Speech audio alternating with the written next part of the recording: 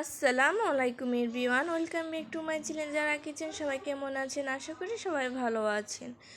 আজকে এখানে দুপুরবেলায় দেখুন ফ্রাইড রাইস রান্নার জন্য এখানে সবজিগুলো আর পেঁয়াজ কুচি দিয়ে ভালো করে সবজিগুলো নাড়াচাড়া দিয়ে কষে নিচ্ছে। আর হলো এখানে ফ্রাইড রাইস রান্নার সবজিগুলো রান্না করে নিচ্ছে।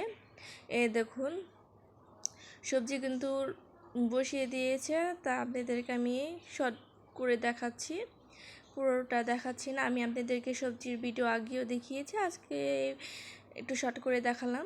আর এখানে দেখুন মুরগিগুলো কেটে ধুয়ে পরিষ্কার করে তারপর মশলাগুলো মাখিয়ে নিচ্ছে, ভালো করে মাখিয়ে নিচ্ছে। এই দেখুন মুরগিগুলো, তারপরে এখানে দিয়ে দেবে আরও অনেকগুলো মশলা, কিছু মশলা মাখিয়ে নিয়েছে। আর এখানে এখন দিয়ে দিল গোলমরিচের গুঁড়ো, গোলমরিচের গুঁড়ো দিয়ে ভালো করে মেখে নিচ্ছে।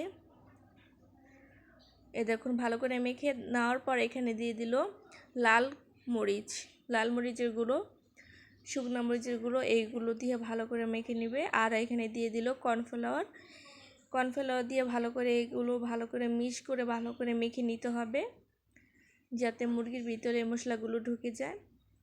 আর এখানে দিল আদা রসুন বাটা, এইগুলো দিয়ে এখন ভালো করে মুরগিটা মেখে নেবে, মুরগির মাংস। দেখুন ভালো করে মেখে তারপর এটা একটু রেখে দেবে। এই যে মুরগি মাখা হয়ে গেছে, এটা এখন রেখে দেবে, রেখে তারপর ভেজে ফেলবে। এটা এখন প্রায় 30 মিনিট মতন এইটা মেখে রেখে দেবে। এই যে রাখা হয়ে গেছে। আর এখানে মুরগিটা কুট করার জন্য এটা প্রসেস করে নিচ্ছে। আর এখানে এই যে মুরগি মশলা দিয়ে মাখা মুরগি, এটা এখন কুটের মধ্যে ভিজিয়ে আবার পানিতে ভিজিয়ে তারপর এখানে আবার দিয়ে দিচ্ছে। এভাবে এক এক করে কতগুলো দিয়ে দেবে। দেখুন